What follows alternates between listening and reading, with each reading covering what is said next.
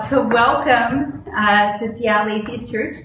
I'm going to start off by saying welcome atheists, agnostics, skeptics, right, free thinkers, naturalistic philosophers, whatever you like to call yourself, you're welcome here. And the reason that we call this Seattle Atheist Church is because we will never preach anything supernatural. So we call ourselves atheists. And today I want to, the way that we do this is that we have people who come are welcome to give a talk on the subject, any topic of their own choosing, as long as the talk is atheist. So we look forward to, hopefully everyone has a talk in them. We look forward to that. So without wasting any more time, this is Jack Thompson, and I'll let you get to it. Thanks, Ruth. Hi, everyone. Part of what makes a church, in my mind, is that we, as a community, come together to mark and sometimes ceremonialize major life events, celebrating the good and honoring the solemn. In that spirit, I'd like to share that last weekend I wasn't able to join you here because I was back east attending my grandmother's funeral. Her prolonged but rapid decline from complications during surgery years ago finally came to an end. In some small way, we were lucky because it didn't come as a surprise. On the plane ride back, I finally got the chance to crack open Greta Christina's book, Comforting Thoughts About Death That Have Nothing to Do with God. Greta Christina has been writing professionally since 1989, on topics including atheism, sexuality and sex positivity, LGBT issues, politics, culture, and whatever crosses her mind. She writes in such a clear voice that I was able to blow through her book 1.5 times over in between naps. Today, I'd like to read a few selections from Greta Christina's book that particularly resonated with me and that flow well together. I don't mean to be prescriptive or authoritative in any way, and I'm certainly not trying to establish any kind of official position for the Seattle Atheist Church. So if they don't resonate with you in the same way, or if they don't speak to your life experiences, let's discuss afterwards. A little bit of it is written in the first person, but instead of editing her words, I'd rather leave them as they are. So as you hear me speak in the first person, once I get into it, I'm speaking as Greta, not as me. Okay. So here's the problem. If you don't believe in God or an afterlife, or if you believe that the existence of God or an afterlife are fundamentally unanswerable questions, or if you do believe in God or an afterlife, but you accept that your belief is just that, a belief, something you believe rather than something you know.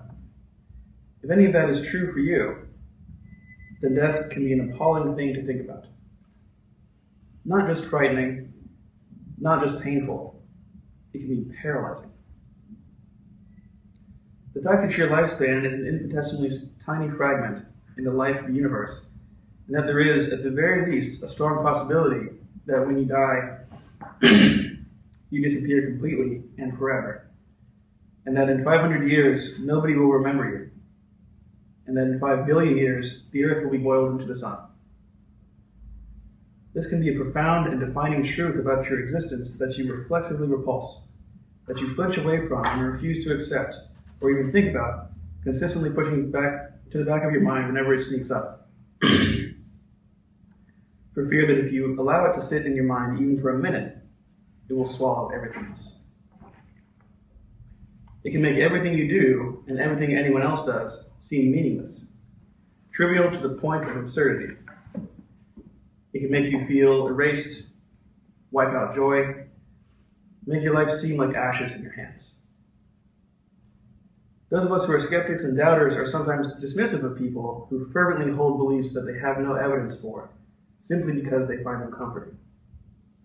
But when you're in the grip of this sort of existential despair, it can be hard to feel like you have anything but a handful of ashes to offer them in exchange.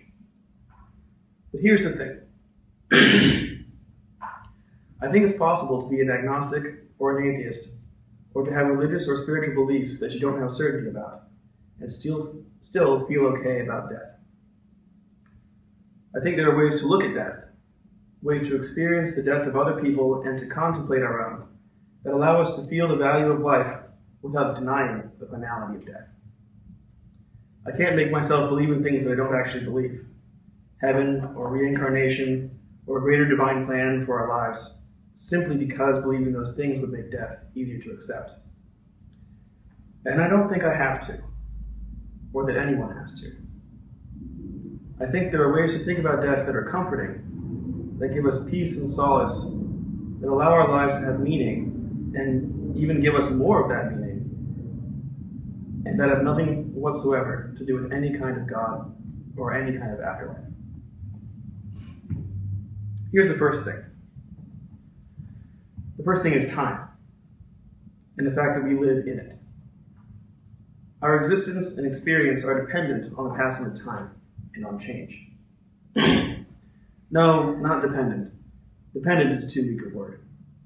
Time and change are integral to who we are, the foundation of our consciousness, and it's warped and wept as well. I can't imagine what it would mean to be conscious without passing through time and being aware of it. There may be some form of existence outside of time, some plane of being in which change and the passage of time is an illusion, but that certainly isn't ours. And inherent in change is loss. The passing of time has loss and death woven into it. Each new moment kills the moment before, and its own death is implied in the moment that comes after. There's no way to exist in the world of change without accepting loss, if only the loss of a moment in time. The way the sky looks right now, the motion of the air, the number of birds in the tree outside your window, the temperature, the placement of your body, the position of the people in the street. It's inherent in the nature of having moments. You never get to have this exact one again. And a good thing, too, because all the things that give life joy and meaning, music, conversation, eating, dancing, playing with children or dogs, reading, thinking, making love, all of it are based on time passing and on change and on the loss of an infinitude of moments passing through us and then behind us. Without loss and death, we don't get to have existence. We don't get to have Shakespeare, or sex, or five-spiced chicken, without allowing their existence and our experience of them to come into being and then pass on. We don't get to listen to Louis Armstrong without letting the E-flat disappear and turn into a G. We don't get to watch Groundhog Day without letting each frame of it pass in front of us for 1/24th of a second and then move on. We don't get to walk in the forest without passing by each tree and letting it fall behind us. We don't even get to stand still in the forest and gaze at one tree for hours without seeing the wind blow off a leaf, a bird break off a twig for its nest, the clouds moving behind it, each manifestation of the tree dying, and a new one taking its place. And we wouldn't want to have that if we could. The alternative would be time frozen, a single frame of the film with nothing to precede it and nothing to come after. I don't think any of us would want that. And if we don't want that, if instead we want the world of change, the world of music and talking and sex and whatnot, then it is worth our while to accept and even love the loss and death that make it possible. Here's the second thing. Imagine for a moment stepping away from time, the way you'd step back from a physical place, to get a better perspective on it. Imagine being outside of time, looking at all of it as a whole. History, the present, the future, the way that astronauts stepped back from the Earth and saw it as a whole.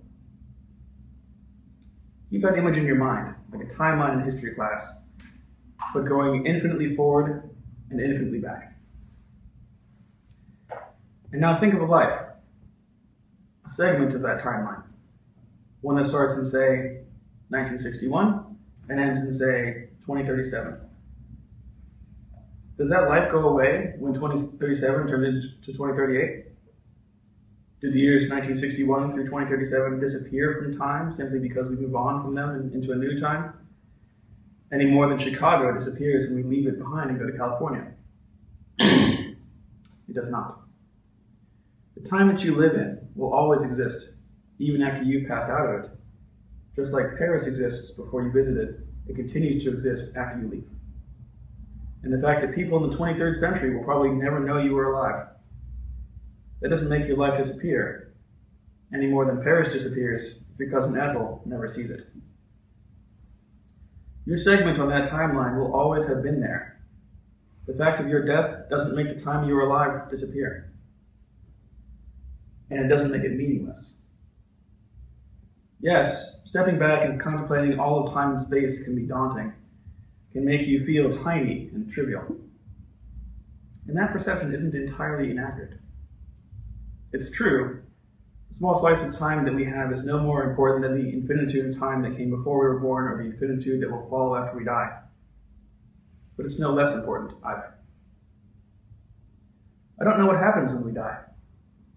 I don't know if we come back in a different body, or if we get to hover over time and space and view it in all its glory and splendor, or if our souls dissolve into the world soul the way our bodies dissolve into the ground, or if, as seems very likely, we simply disappear.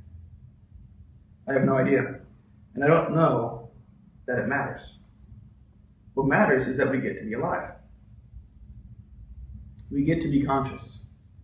We get to be connected with each other and with the world, and we get to be aware of that connection and to spend a few years mucking about in its possibilities. We get to have a slice of time and space that's ours. As it happened, we got the slice that has Beatles records, and Thai restaurants, and AIDS, and the internet. People who came before us got the slice that had horse-drawn carriages, and whist, and dysentery, or the one that had stone huts and Viking invasions and pigs in the yard. And the people who come after us will get the slice that has, I don't know, flying cars and soybean pies and identity chips in their brains. But our slice is no less important because it comes when it does. It's no less important because we'll leave it someday. The fact that time will continue after we die does not negate the time that we have here alive. We are alive now, and nothing can erase that. We talk a lot about the meaning of life, and I want to talk for a bit about the meaning of death. In the most straightforward literal sense, when you don't believe in the God or an afterlife, there is no meaning of death. Not in any external, objective sense. In the godless universe, death just happens.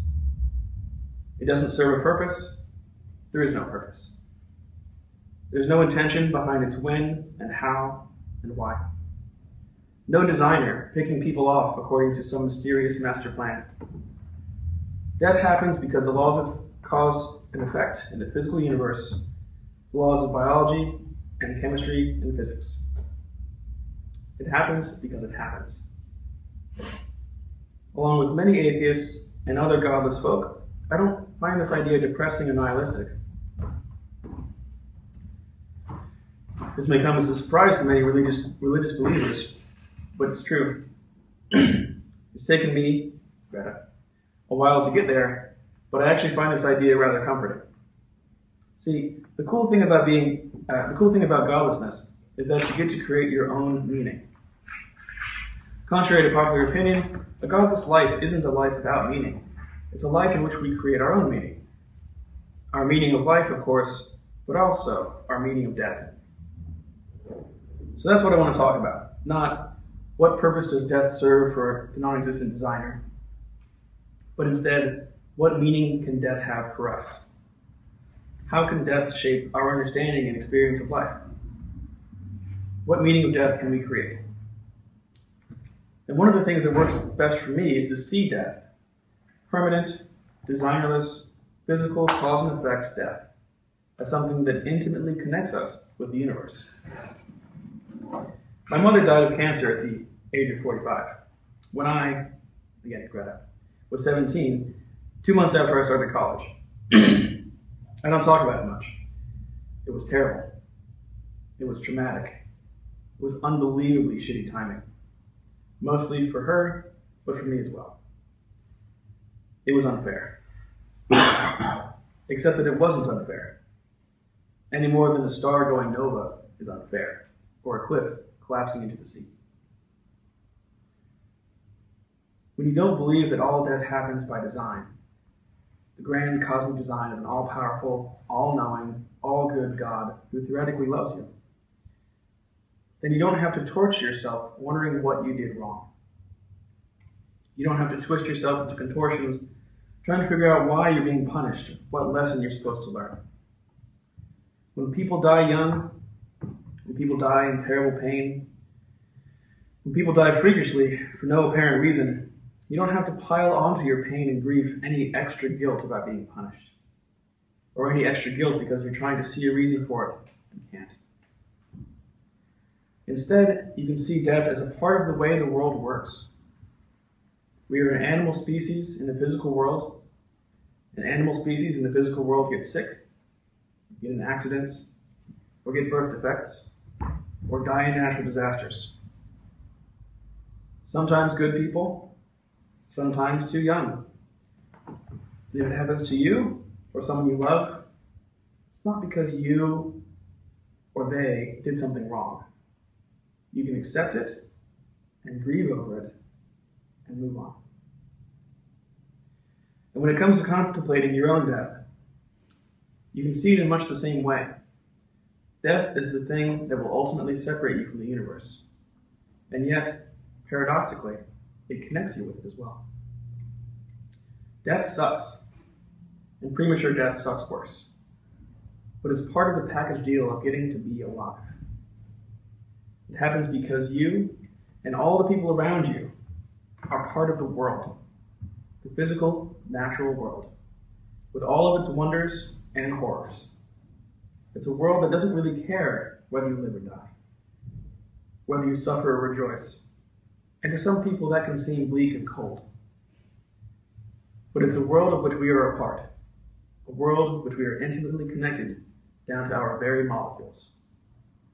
Not a world that stands apart from us and punishes us for reasons we can never fathom. And without a God, you don't have to figure out what purpose your death is serving. You don't have to torture yourself trying to figure out the motivations of the physical universe. It doesn't have any. So you can accept its inevitability and get on with your life. Do we atheists concede the ground of death too easily? Sure, atheism may have better arguments and evidence, people say. But religion is always going to win on the death question. A secular philosophy of death will never comfort people the way that religion does. I've heard this idea more times than I can count. And here's the weird thing. It's not just from religious believers. I hear it from atheists too. It shocks me how easily non-believers concede the ground of death. Many of us assume that of course it would be lovely to believe in an eternal afterlife, if only that were plausible. And largely because of this assumption, we often shy away from the topic of death. We happily talk about science, sex, reality, other advantages the secular life has to offer, but we stay away from death and concede the ground before we even fight it. I think this is a huge mistake. I agree that the fear of death is one of the main reasons people cling to religion, but I don't agree, even in the slightest, that religious philosophies of death are inherently more comforting than secular ones. And if we want to make atheism a safe place to land when people let go of their faith, we need to get these secular philosophies into the public square and let the world know what we think about that. Here's the thing you have to remember about religious beliefs in an afterlife. They're only comforting if you don't examine them. Heaven is the most obvious example. The idea of a perfect, blissful afterlife where you and everyone you love will live forever. Think about that for a moment. All of your conflicts with people that you care about, do those just disappear? If they don't, how will heaven be perfectly blissful? And if they do disappear, how will you be you? Conflicts arise because people are individuals with real differences between us. In heaven, either those conflicts will be still raging, or our differences, the individuality that makes us who we are, will be eradicated. Then ask yourself this. In heaven, would we have the ability to do harm or to make bad decisions? Again, if we do, it won't be perfect or blissful. But if we don't, we've lost one of the essential things that makes us who we are. Religious believers are always going on about how free will makes us special, how it's a unique gift God gave us humans, how God had to make us free to do evil so that we could choose to do good. Yet when we're in heaven, when we're in the perfect place that God created for us to be our most perfect selves, this unique gift, the gift that's the sole reason for suffering and evil, somehow vanishes into thin air. And when you're in heaven, will you remember the people who didn't make it? Will you be aware of your loved ones, or anyone, for that matter, screaming and begging for mercy in the eternal agony of hell? Again, if you're aware of this torture, there's no way for heaven to be blissful, even for a microsecond. But if you're not, if you're so blissed out by God's presence that your awareness of hell is obliterated, like morphine obliterating your awareness of pain, how could you be you? Isn't our love and compassion for others one of the best, most central parts of who we are? How could we possibly be who we are and not care about the suffering for the people we love? This is not abstract philosophizing. This question of how heaven will be heaven if our loved ones are burning in hell is a question many Christians struggle with terribly. My wife's fundamentalist grandparents were tormented because their children and grandchildren had all left the church, and they knew they were all going to burn. It created deep strife in her family and caused her grandparents great unhappiness in their old age. In fact, this monstrous notion of being so blissed out in heaven that you won't notice your loved ones shrieking for mercy in hell, this is put forward by many Christian theologians, including the supposedly respectable William Lane Craig, in response to direct questions from believers who find this whole not knowing or caring if our loved ones are in agony thing hard to swallow. And I haven't even gotten to the monotony of heaven. I haven't even started on how people need change, challenges, and growth to be happy, and how an eternity of any one thing would eventually become tedious to the point of madness. Unless, again, our personalities change so much that we'd be unrecognizable. So I'm with Christopher Hitchens on this one. Heaven sounds like North Korea. An eternity of mindless conformity spent singing the praises of a powerful tyrant. In order for it to actually be perfect and blissful, our natures would have to change so radically we wouldn't be who we are. The idea is only comforting if you think about it for a moment. Ooh, eternal bliss and seeing everyone I love forever. And immediately start thinking about something else. The same is true for every other afterlife I've heard of. Reincarnation, for instance, of dying and being reborn. If dying and being reborn obliterates the memories of our past lives, then without those memories, how would we be ourselves? And it's true of our souls being dissolved into the soup of a larger world soul. Nice idea, maybe. But how is it immortality if our unique identity is gone? I have never heard of any imagined afterlife that could withstand more than a few minutes of careful examination without sounding like a nightmare. This is conspicuously not true with secular philosophies of death. Secular philosophies of death can withstand scrutiny. The idea that we didn't exist for billions of years before we were born, and that wasn't painful or bad, and death will be the same. The idea that our genes and our ideas will live on after we die. The idea that each of us was astronomically lucky to have been born at all. The idea that death is a deadline, something that helps us focus our lives and treasure the experiences we have. The idea that loss, including death, is necessary for life and change to be possible. The idea that things don't have to be permanent to be meaningful. The idea that your life, your slice of the timeline, will always have existed even though you die. The idea that death is a natural, physical process that connects us intimately with nature and the universe. These secular philosophies of death, and others, can withstand scrutiny because they're based in reality. Most of them, anyway. There are secular notions of death that I think are just self-deluded, but they're the exception and not the rule. And for many atheists, this is a profound comfort. When I was a spiritual believer, thinking about death meant being propelled into cognitive dissonance. I'd think, oh, my mom's not really dead. My friend Jeff isn't really dead.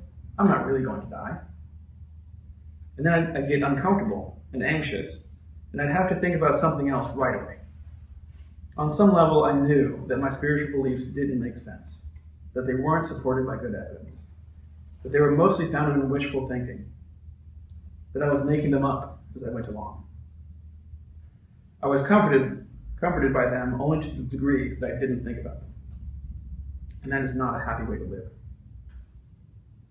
When I finally let go of my wishful thinking, I went through a traumatic time. I had to accept that I was never going to see my mother again, or my friend Jeff, and that when I died, I would really be gone forever. That was hard. But once I started building a new, secular foundation for dealing with death, I found it far more consoling. I wasn't constantly juggling a flock of inconsistent, incoherent ideas, or shoving them onto the back burner. When I was grieving the death of someone I loved, or when I was frightened by my own eventual death, I could actually, think about my ideas. I could actually feel my feelings. I could actually experience my grief and my fear, because my understanding of death was based on reality and could withstand as much exploration as I cared to give it. And I'm not the only one. I've talked with lots of non-believers about this, and I've lost count of the number who said something like, yeah, eternity seems like a good idea. Once I started thinking about it, I realized it would kind of suck. Dealing with death as an atheist seems like it would be harsh, but actually, I find it easier. This is a subjective question, of course. If you personally don't find secular philosophies of death comforting or healing, then you don't. But, well, actually, that's my point. It's absurd to say that religious ideas about death are inherently more appealing than secular ones. For a lot of us, they aren't. For a lot of us, the exact opposite is true. So let's stop treating death as if it belongs to religion. We don't have to be afraid of this topic. We can talk about it, and we should talk about it. There are many believers who feel the way I used to. They're having questions, they're having doubts, but they're scared to let go. They're scared to imagine a life where death is real and final. If we can get our ideas and feelings about death out into the world, these people will find it easier to let go, knowing they'll have a safe place to land when they do. We don't have to say, sure, religion is a comforting lie, but it's still a lie. The lie is not actually very comforting. And the fact that it is a lie undercuts its comfort. We do not have to concede this ground. And that's all from the selections of Greta Christina's book. Now I have two more short things to share that I drew upon for what I said at my grandmother's funeral. The first is just a tiny snippet from Carl Sagan's Cosmos that ended up as a meme that found its way across my Facebook feed. I found it pretty profound and spiritual, but still grounded in science. The nitrogen in our DNA, the calcium in our bones, the iron in our blood We're forged in the interiors of collapsing stars. We are made of star stuff. And then finally, a piece that it appears first appeared as a NPR interview from a guy named Aaron Freeman called "You Want a Physicist to Speak at Your Funeral." You want a physicist to speak at your funeral. You want the physicist to talk to your grieving family about the conservation of energy, so they will understand that your energy has not died.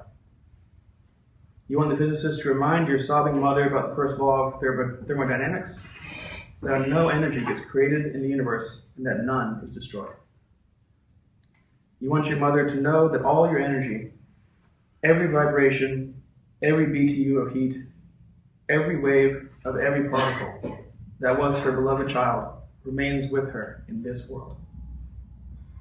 You want the physicist to tell your weeping father that amid the energies of the cosmos, you gave as good as you got.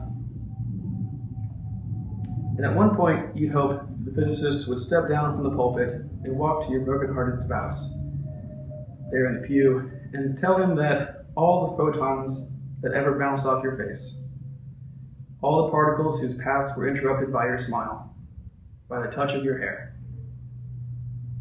hundreds of trillions of particles have raced off like children, their ways forever changed by you. And as your widow rocks in the arms of a loving family, may the physicist let her know that all the photons that bounce from you were gathered in the particle detectors that were her eyes. That these photons created within her constellations of electromagnetically charged neurons whose energy will go on forever. And the physicist will remind the congregation of how much of all of our energy is given off as heat.